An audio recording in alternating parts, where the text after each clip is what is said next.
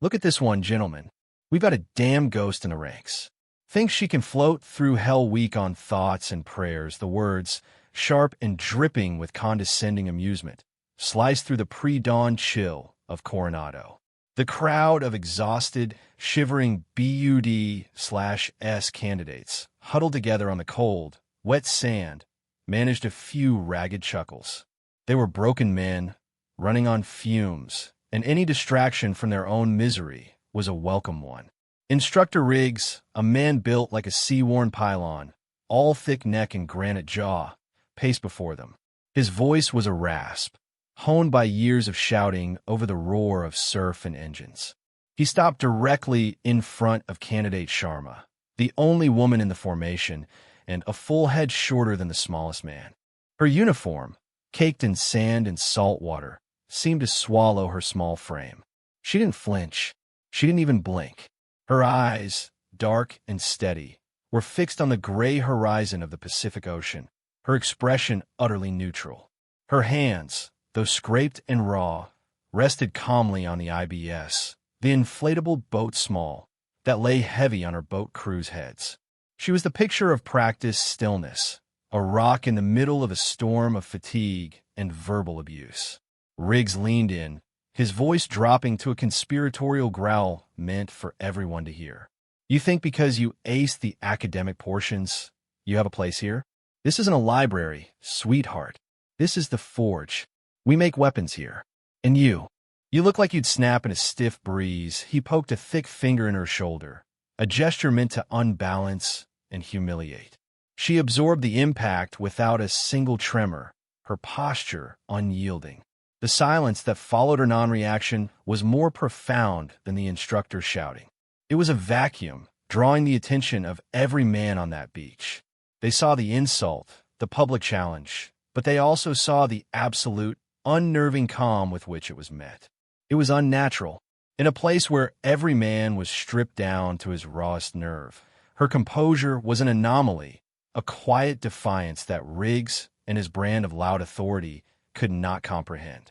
He saw weakness. He saw a diversity quota ticking a box. But somewhere in the back of the formation, a senior chief, observing the morning's motivation, watched her stance. He saw the perfect distribution of weight, the economic alignment of her spine under the boat's crushing load, the controlled, rhythmic breathing that conserved every molecule of oxygen. He saw not weakness, but a terrifying efficiency. He had seen that kind of discipline before, in places far from the sunny shores of California, in men who were more myth than soldier. He felt a sudden, cold prickle of doubt. Riggs, oblivious, turned back to the class, using her as his prop. This is what we don't do. We don't hide. We don't stay quiet. We sound off. We scream. We let the world know we are coming. He beat his chest for emphasis. Sharma remained silent, her gaze unbroken, her presence a quiet, powerful question mark in the brutal equation of Hell Week. The waves crashed behind her, indifferent. The sun began to bleed over the horizon, promising another day of pain. But for Anya Sharma, it was just another day at the office. The real test had not yet begun, and the assumptions being made about her were a form of camouflage she had worn her entire life. It was a cloak of underestimation, woven from the ignorance of men like Riggs, and it was the most effective weapon she possessed. The true nature of a warrior is not found in the volume of their voice, but in the precision of their actions, a lesson that was about to be etched into the very soul of this training command. If you believe that quiet competence will always triumph over loud arrogance, type vindication below. The world is full of noise, but true strength operates in silence, a force that doesn't need to announce its arrival because its impact is inevitable. The lesson was coming, carried on the cold Pacific tide, and its cost would be measured in the currency of shattered egos and rewritten legacies, a price some were not prepared to pay. This was not about equality. It was about a standard that had no gender, no size, no preconceived notion. It was a standard of performance under fire, and Sharma's silence was the deep, steady breath before the trigger was squeezed. The humiliation, however, was far from over. Instructor Riggs was a man who mistook silence for submission, and her utter lack of reaction was a personal affront to his authority. He needed to break her, not just for his own satisfaction, but as a lesson to the others. He believed he was reinforcing the standard, weeding out the weak, but in reality, he was simply indulging his own deep-seated prejudices. "All right, Ghost, since you're so fond of quiet contemplation," he barked, his voice echoing across the now brightening beach. "Let's give you something to think about."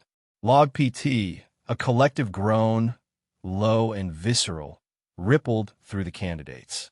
Log physical training was a notorious circle of hell, a test of teamwork and raw, grinding strength that broke even the strongest men. The massive telephone poles, waterlogged and impossibly heavy, were instruments of torture designed to expose the slightest weakness in a boat crew. Riggs pointed a thumb towards a particularly gnarled, heavy-looking log, separated from the others. "That one's yours. You and your crew. But since you're such a lightweight, you can have one less man on the log. Fair's fair, right?" It wasn't fair.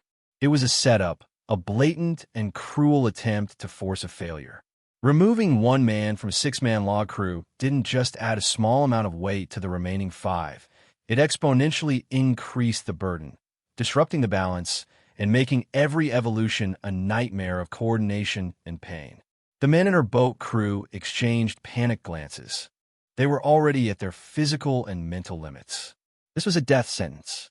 Their resentment, born of exhaustion, was now subtly directed at her. She was the cause of this new, impossible suffering. Riggs smiled, a predator sensing blood in the water. He was isolating her, turning her own team against her. It was a classic psychological tactic. Sharma, however, simply nodded once. "Understood, Instructor Riggs." Her voice was clear, calm, and devoid of any emotion. It was this unnerving control that infuriated Riggs the most. He wanted fear, or anger, or tears. He wanted reaction. He was getting nothing but quiet, disciplined compliance. As her crew struggled to get the log onto their shoulders, the imbalance was immediately apparent. The man next to her, a farm boy from Iowa with shoulders like a bull, was already gritting his teeth, his face a mask of strain. The log dug into their collarbones, the splintered wood and cold, wet sand grinding into their raw skin. Riggs began to call out the exercises. "Up, down, to your chests, overhead press. Let's go. The sun's coming up, and you ladies are moving like you're wading through molasses." Each command was a jolt of agony. The log felt alive, a beast determined to crush them into the sand. The other crews, on their normal-sized logs with full teams, were struggling, but Sharma's crew was disintegrating. Their movements were ragged, their synchronization non-existent. The log tilted precariously with every repetition. Sharma, positioned near the front, became the fulcrum of their struggle. The senior chief watched her again, this time through a pair of binoculars from the edge of the grinder. He ignored the shouting of Riggs and the groans of the men. He focused only on her. He saw how she shifted her feet, micrometers at a time, to redistribute the awkward load. He saw how she adjusted her grip, using the muscles of her back and legs, not just her arms, to bear the strain. She was a master of kinesiology, a student of leverage and force. While the men around her were fighting the log with brute, desperate strength, she was flowing with it, guiding it, making an extension of her own disciplined will. She wasn't just carrying her portion of the weight. She was actively compensating for the weakness and fatigue of the man behind her, subtly absorbing the shifts and tremors that would have otherwise brought the entire crew down. She said nothing. No words of encouragement, no grunts of exertion. There was only the quiet, relentless application of perfect technique. She was a silent engine, and her performance was a masterclass in quiet competence that was completely lost on the man screaming in her face. Riggs saw only the struggling crew, the tilting log, and the small woman at the center of it all, and in his mind, it confirmed everything he believed.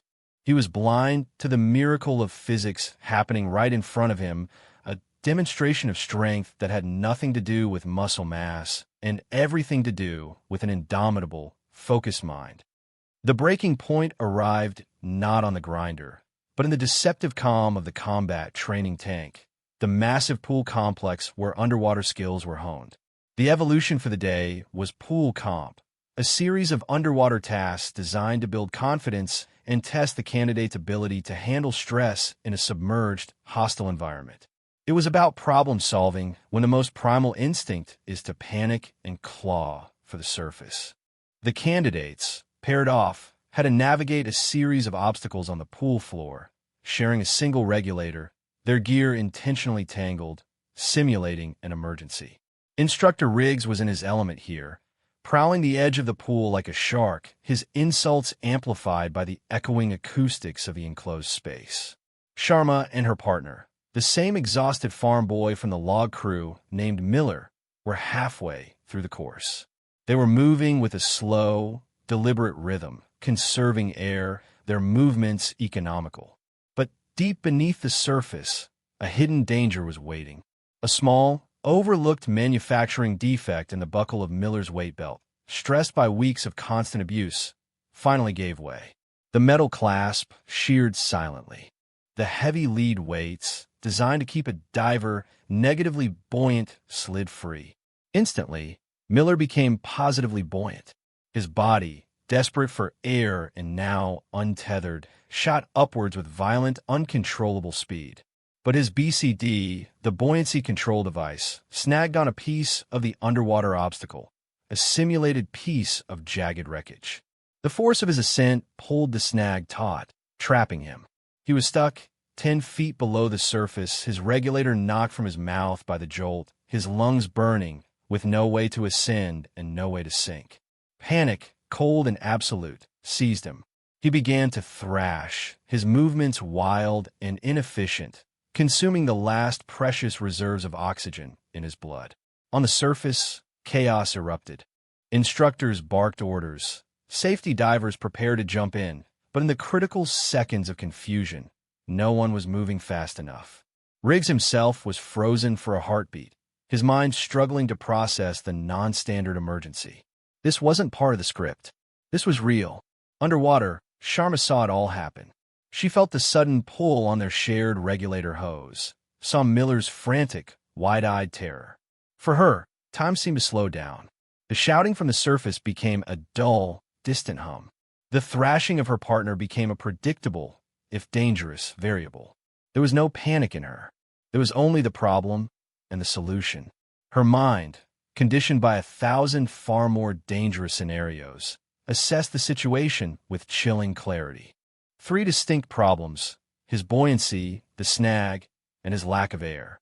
Attacking them in the wrong order would be fatal. She didn't swim towards him in a rush. That would be a waste of energy and would only add to the chaos.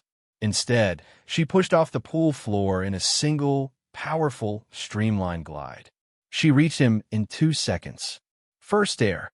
She ignored his flailing arms and pressed her backup regulator, her octopus, into his mouth, purging it with a firm push of the button. The rush of air was a shock to his system, but it broke the feedback loop of his panic. He took a ragged, desperate breath. Second, the snag. She didn't try to pull him free. That would only tighten the knot. Her eyes traced the entangled strap of his BCD. She pulled a small, ceramic dive knife from a sheath on her ankle, a piece of personal gear the instructors hadn't noticed. With 2 swift, precise cuts, she severed the strap. The tension released. He was free from the obstacle, but now his uncontrolled buoyancy was the primary threat. As the air bubbled out, his body began to sink slowly, controllably, back towards the bottom. The entire sequence, from the moment the buckle broke to the moment Miller was stabilized, took less than 15 seconds. It was a blur of motion, a symphony of calm, decisive action in the heart of lethal chaos. It was flawless. It was professional, and it was utterly silent. The aftermath was a silence more profound than any she had ever experienced. When Sharma and a now lucid, trembling Miller surfaced on the far side of the pool, the usual cacophony of the training facility had vanished. The shouting, the whistles, the splashing, all of it was gone. All that remained was the heavy, dripping echo of water and the sound of 24 men breathing. Every eye, from the candidates treading water to the instructors lining the deck, was fixed on her. They weren't looking at a struggling candidate anymore. They were looking at something else entirely. They had just witnessed a level of crisis management and underwater competence that was far beyond the scope of any training evolution. They had seen a professional at work. Miller, gasping for air, clung to the side of the pool, looking at her with a mixture of awe and profound gratitude. He owed her his life, and he knew it. Riggs stood at the edge of the pool, his face pale, his mouth slightly agape. The arrogant smirk was gone, replaced by a mask of stunned disbelief. He uttered a single phrase, barely a whisper, that seemed to hang in the humid air. "That's not possible." He had seen thousands of candidates pass through this pool. He had seen panic. He had seen competence. He had even seen flashes of brilliance. He had never seen anything like that. The speed, the economy of motion, the absolute lack of wasted effort. It was something that couldn't be taught in a few weeks or months. It was ingrained, instinctual, the product of a lifetime of training that he couldn't begin to fathom. The other instructors were murmuring to each other, their voices low and urgent. They were replaying the event in their minds, dissecting her movements, the way she established an airway before dealing with the entanglement, the use of her own body as a counterweight, the precise, surgical cuts of the knife. Each action was perfect. It was the kind of performance you read about in after-action reports from Tier 1 units, not something you witnessed from a trainee in the middle of Hell Week. The safety divers, who had just hit the water, now floated uselessly, their presence a testament to how quickly and efficiently she had neutralized the situation before they could even intervene. They looked at her with the unfiltered respect of fellow professionals who understood exactly what they had just seen. Sharma, for her part, showed no signs of elation or relief. She simply treaded water, her breathing already back to a calm, steady rhythm. She checked her gauges, secured her octopus regulator, and looked to the instructors, awaiting her next command as if nothing had happened. This, more than the rescue itself, was what shattered the remaining foundations of Riggs's worldview. It wasn't just that she had performed a rescue. It was that it had cost her nothing. It was just another task, executed with the same dispassionate proficiency she applied to everything else. Her calm was not a facade. It was her nature. The incident had ripped away the cloak of the struggling trainee and revealed the warrior beneath. The questions began to ripple through the silence. Who was she? Where did she come from? How could anyone, let alone a woman Riggs had dismissed as a ghost, possess that level of skill? The assumptions that had defined her for weeks had just collided with an undeniable, spectacular reality, and the impact had broken them into a million pieces. The balance of power in that facility had just shifted, not because of a change in rank or authority, but because of a demonstration of competence so pure and undeniable that it could not be ignored. The quiet professional had finally been forced to speak, and she had done so not with words, but with a single, silent, life-saving action that was louder than any boast. Just as the murmuring threatened to swell into a full-blown commotion, a new presence made itself known. A set of heavy footsteps, deliberate and authoritative, echoed from the entrance to the natatorium. The instructors, including Riggs, snapped to attention. The candidates, treading water, instinctively straightened their postures as much as they could. Captain Miller, the commanding officer of the Naval Special Warfare Center, strode onto the pool deck. He was a tall, lean man with gray at his temples and the kind of piercing blue eyes that seemed to see right through you. He was a legend in the community, a plank owner from Devgru with a combat record that was the stuff of hushed, reverent stories. He moved with a quiet intensity that commanded more respect than 1,000 shouting instructors. He had been observing the morning's evolutions from the control tower overlooking the complex, a common practice for a commander who liked to keep a direct pulse on his training pipeline. He had seen the log PT incident. He had seen Riggs's targeted harassment. And he had just witnessed, on a high-definition monitor, Sharma's 15-second masterclass in underwater crisis management. He walked past the saluting instructors without a word, his gaze fixed on the two candidates in the water. He stopped at the edge of the pool, right where Riggs had been standing, and looked down at Sharma. He didn't speak for a long moment. He simply observed her, his expression unreadable. Finally, he turned his head slightly towards his aide, a young lieutenant who was scrambling to keep up. "Lieutenant, bring me candidate Sharma's service record." Now the aide nodded and hurried off. Captain Miller turned his attention back to the pool. "Everyone, out of the water," he commanded. His voice was not loud, but it carried an absolute finality that had every candidate moving instantly. Sharma and Miller were the last ones to climb out, their gear dripping onto the tiled deck. The aide returned, holding a tablet, and handed it to the captain. Miller's eyes scanned the screen, his thumb flicking through pages of data. The silence on the pool deck was now thick with anticipation. Everyone knew this was no ordinary review.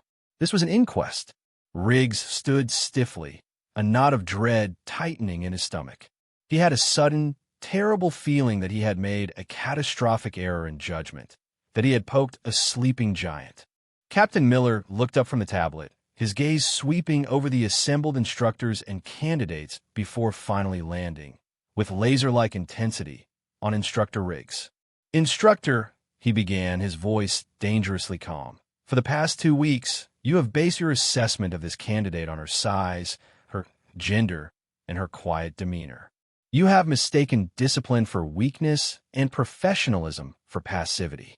You have operated under the assumption that the loudest man in the room is the strongest. Today, you learned that assumption is not only wrong, but it is also dangerous." He paused, letting the weight of his words sink in. He then tilted the tablet screen so the other instructors could see it, though he continued to address Riggs. The narrator's voice would now list her hidden credentials, not as a dry recitation, but as a series of hammer blows, each one dismantling the foundation of Riggs's prejudice. Candidate Anya Sharma. Prior service, 6 years, United States Air Force. Not as a pilot, not as a staff officer, as a pararescueman. A PJ. A wave of shock rippled through the instructors. The PJs were the elite combat rescue specialists of the Air Force, renowned for their medical skills and their ability to operate in the most hostile environments on Earth. It was a brutal, demanding pipeline in its own right. Combat deployments: 4. Afghanistan, Iraq, and 2 other locations that you, Instructor Riggs, are not clear to know about. The dread in Riggs's stomach turned to ice. Awards: the Air Force Cross. This drew a collective gasp. The Air Force Cross was second only to the Medal of Honor, awarded for extraordinary heroism in combat. Citation notes: actions taken during a mass casualty event following a helicopter crash in the Hindu Kush Mountains. It says here, she performed a field tracheotomy on her pilot with a multi-tool while under sustained enemy fire, then held off an enemy assault single-handedly for 20 minutes until reinforcements arrived, saving the lives of 5 wounded soldiers. Miller scrolled down the screen. Specialized training, graduate of the Air Force Combat Dive School, the Army's Military Freefall School, SEER School, and is a certified critical care paramedic. She has logged over 300 real-world rescue missions. 300-inch, he looked up from the tablet, his eyes locking with Riggs's. The reason she is so calm under pressure, Instructor, is because all of this, he gestured around the pool, is the least dangerous environment she has been in for the last 6 years. The reason she is so quiet is because in her previous line of work, silence meant the difference between life and death. She is not here to learn how to be a warrior. She is here to learn how to be a SEAL. There is a profound and critical difference. The captain's words hung in the air, each one a nail in the coffin of Instructor Riggs's career as a BUD/S gatekeeper. The revelation of Sharma's past was not just a correction. It was a fundamental reordering of the universe for every person on that pool deck.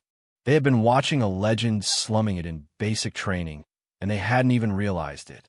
The men who had laughed at her, who had resented her for the extra log PT, now looked at her with a sense of profound, humbling awe. They were trainees, struggling to become warriors, while they had been training alongside someone who had already been forged in the crucible of real-world combat and had the scars and the medals to prove it. Captain Miller wasn't finished. He turned his attention from the pale, silent Riggs to the entire class of candidates who were standing, shivering, in a ragged formation. "Let this be a lesson for every single one of you," he said, his voice resonating with the weight of hard-won wisdom. "The nature of our work is changing. The modern battlefield is a complex, asymmetrical space. It requires more than just brute strength. It requires intelligence, adaptability, and the kind of mental fortitude that cannot be measured by how much you can bench press or how fast you can run the O-course." He gestured towards Sharma. "This is what that looks like. You are all so focused on the package that you completely miss the contents. You judge the book by its cover and fail to see that you are standing in the presence of a goddamn library of combat experience. You do not have to like your teammates. You do not have to be their friend. But you must respect competence. In the field, when rounds are coming in and people are bleeding out, you will not care about the gender or size of the person next to you. You will only care about one thing. Can they do the job? Can they get it done when everything has gone to hell?" He let that question linger, a stark and vital truth that cut through the exhaustion and the pain of their training. He then turned and walked directly to Sharma. He stood before her, not as a captain to a candidate, but as one veteran warrior to another. He looked her in the eye, and in that moment, a silent understanding passed between them. It was a look of shared experience, a mutual acknowledgement of the burdens they both carried. Then, in a gesture that sent a shockwave of astonishment through the entire facility, Captain Miller, the commanding officer of the most elite training program in the world, brought his hand up in a slow, formal salute. He did not salute the candidate. He saluted the war hero standing before him. "Welcome to the teams, Petty Officer Sharma," he said, his voice quiet but firm, using her prior service rank. "Your presence here honors us." Sharma, for the first time, allowed a flicker of emotion to cross her face. It wasn't a smile, but a subtle softening of her features. She returned the salute with crisp, perfect form. "Thank you, sir," she replied. The gesture was more powerful than any verbal reprimand could ever be. It was a public and undeniable validation of her worth, and a searing indictment of the prejudice she had endured. In that single moment, Captain Miller had not only corrected an instructor's mistake, he had redefined the very meaning of strength for an entire generation of future SEALs. The quiet professional had been vindicated, not by her own words, but by the quiet, irrefutable language of respect, spoken by a man whose respect was earned, never given freely. The lesson was complete. Assumptions were a liability. Competence was the only currency that mattered. The story of what happened at the pool spread through the naval special warfare community like wildfire. It wasn't just barracks gossip. It became a legend in the making. It was told in the chow halls at Dam Neck, whispered in the ready rooms in Pearl Harbor, and debated on secure forums by operators deployed across the globe. The narrative was intoxicatingly simple and powerful. The quiet, underestimated woman who turned out to be a decorated war hero, the arrogant instructor who was publicly humbled, and the wise commander who set the record straight. The story was more than just a tale of vindication. It became a modern parable for the evolving identity of the SEAL teams. It was a story about the shift from a culture that prized brute force above all else to one that was beginning to understand the necessity of a more diverse and adaptable skill set. Anya Echo Sharma, as she was now unofficially known, became a symbol of this new paradigm. The nickname was perfect. She rarely spoke, but her actions resonated throughout the entire community. The other candidates in her class now treated her with a reverent distance. The resentment and suspicion were gone, replaced by an almost fearful respect. They watched her every move, trying to deconstruct her technique, to understand the source of her unshakable calm. They no longer saw a small woman. They saw a pillar of quiet strength, a living embodiment of the standard they were all desperately trying to meet. She never acknowledged the change. She remained the same quiet, focused professional.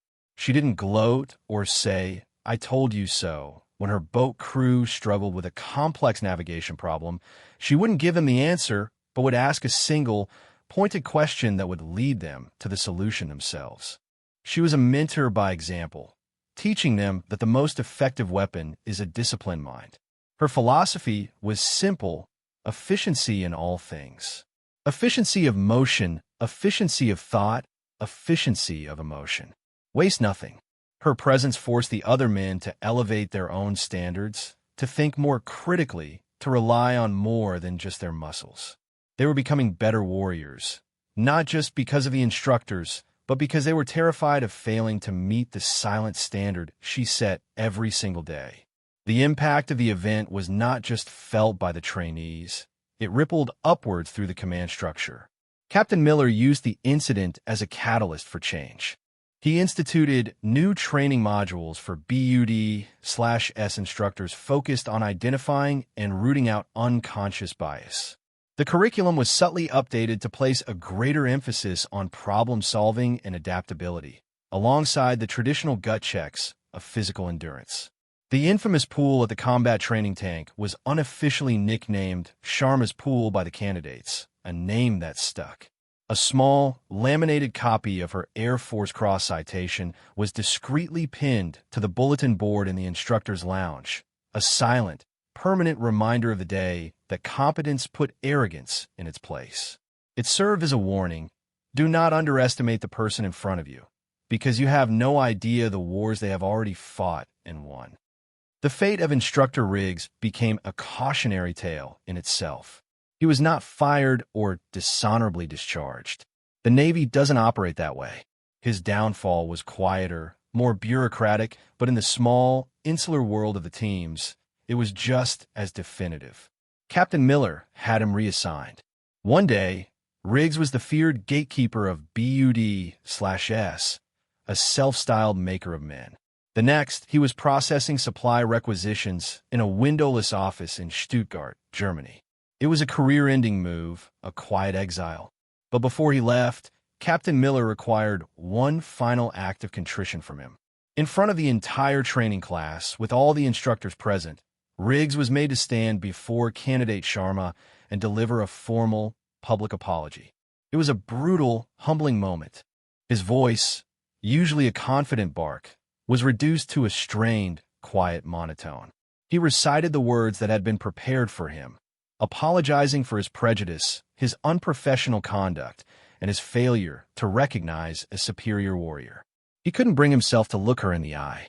Sharma, in her typical fashion, accepted his apology with a simple, direct nod. Apology accepted. Instructor, she said, her voice betraying no satisfaction, no triumph. For her, it was never personal. Riggs's prejudice was simply an obstacle, another problem to be solved, and now it was solved. She had already moved on. The real transformation, however, was not in Riggs's departure, but in the men who remained. The incident had fundamentally changed the dynamic of her class. The quiet respect she now commanded translated into a new kind of teamwork. Her boat crew became the most efficient, most cohesive unit in the class. They learned to communicate non-verbally, to anticipate each other's movements, to trust in the quiet competence she had modeled for them. They stopped trying to outshout each other and started trying to outthink the problem. They began to operate less like a pack of alpha males and more like a professional team. The legend of Echo Sharma became institutionalized. Her story was told to every new class that arrived in Coronado. It was no longer just gossip. It was part of the official introductory brief delivered by the senior enlisted advisors. They would tell the new, wide-eyed candidates about the quiet woman who was a decorated war hero, who saved a man's life through sheer competence, and who taught the entire command a lesson about the danger of assumptions. The story served a critical purpose. It preemptively dismantled the prejudices that many young men brought with them. It told them from day one that the standards of the SEAL teams were blind to gender, race, and size. The only thing that mattered was performance. The symbolic artifact of the event was the dive knife she had used. After graduation, she quietly gifted it to the instructor who had taken over Riggs's role. It was mounted in a small shadow box and hung in the main classroom with a simple brass plaque that read, "Competence is the standard." It was a constant, tangible reminder that the most effective tools of a warrior are not always the loudest or the most obvious. Her legacy was not one of breaking barriers in a political sense, but of reinforcing the one true barrier that mattered: the line between those who could perform under the ultimate pressure and those who could not. She had proven that the quiet professional was not an archetype limited to one gender, but a state of mind, a commitment to excellence that transcended all superficialities. Months later, the dust of Coronado had long been washed from Anya Sharma's gear, replaced by the fine, pervasive sand of the Helmand province. She was no longer a candidate. She was Petty Officer Sharma, the newest member of SEAL Team 3's Charlie Platoon. Her call sign, inevitably, was Echo. She had earned her trident, not with a single act of heroism in a training pool, but through the relentless, day-in, day-out application of quiet, unwavering competence. She had graduated at the top of her class, not because she was the strongest or the fastest, but because she was the most consistent, the most adaptable, and the most mentally resilient. Her presence on the team had been a quiet revolution. The men of Charlie Platoon were seasoned operators, and their initial skepticism had been palpable, but it had evaporated on their first deployment. They saw her clear a room with terrifying efficiency. They watched her treat a complex blast injury on a teammate under fire with the calm demeanor of a surgeon in an operating room. They listened as she used her fluency in Pashto to de-escalate a tense standoff with local militia, an act that saved the platoon from walking into a bloody ambush. She never spoke of her past, never mentioned the Air Force Cross or her time as a PJ. She didn't have to. Her competence spoke for her. It was in the way she maintained her rifle, the way she packed her medical kit, the way her eyes constantly scanned the horizon. The men of her platoon came to rely on her silence. It was a source of stability in the chaos of combat. When Echo was calm, they knew the situation was manageable. If she ever got excited, they knew it was time to be terrified. Back in Coronado, a new BUD/S class was standing on the same cold, wet sand where Sharma's journey had begun. A new instructor, one of the men who had been a junior instructor on the pool deck that fateful day, was addressing them.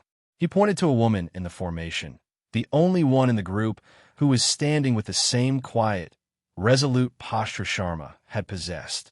A few of the candidates snickered. The instructor's face hardened. "You think that's funny?" he barked, his voice cutting through the morning air. "Let me tell you a story. It's a story about a woman they called Echo. It's a story about this very beach and that very pool. It's a story about why you should never, ever judge a warrior by their cover." He proceeded to tell them the legend, the institutional folklore that had become a cornerstone of their training culture. He told them about her past, her skill, and the lesson she had taught an entire generation of SEALs. The snickering died, replaced by a tense, focused silence. The story had done its work. The lesson had been passed on. True legacy isn't what you leave behind in a museum case or a record book. It is what continues forward in the actions and beliefs of others. It is a standard that is upheld long after you are gone. Anya Sharma's legacy was not in the medal she wore, but in the changed mindset of the men who came after her, in the culture of quiet competence she had helped to forge. Her actions had created an echo that would resonate for years, a silent reminder that true strength doesn't need to announce itself. It simply needs to be present when it matters most. The sun was setting over the Afghan mountains, painting the sky in hues of orange and purple. Echo sat on a low wall at their small combat outpost, cleaning her M210 enhanced sniper rifle. The movements were a familiar ritual, a form of meditation.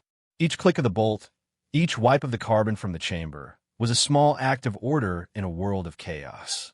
Her platoon commander, a seasoned lieutenant, sat down next to her. For a while, they said nothing, simply watching the day die.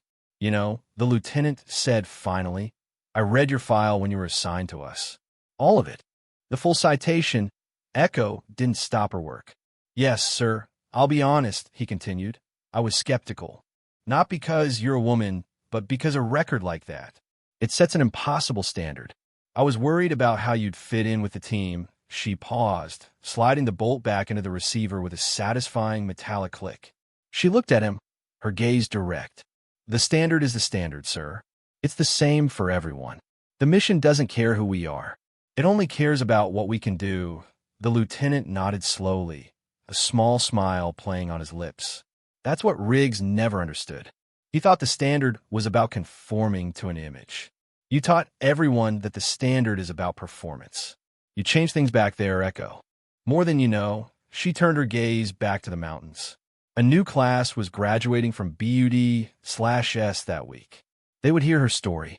They would learn the lesson. The institution was learning, evolving, becoming stronger, not because of a new policy, but because of the undeniable truth of her example. The quiet professional had triumphed not by tearing down the old system, but by becoming its new, higher standard. Her silence was her strength, her competence was her voice, and her legacy was the quiet, steady improvement of the warriors who would follow in her footsteps, men and women who would be judged not by who they appear to be, but by the silent, irrefutable proof of their actions. For more stories where quiet competence triumphs over loud prejudice, and where a warrior's actions define their worth, subscribe to Unknown Heroine Stories.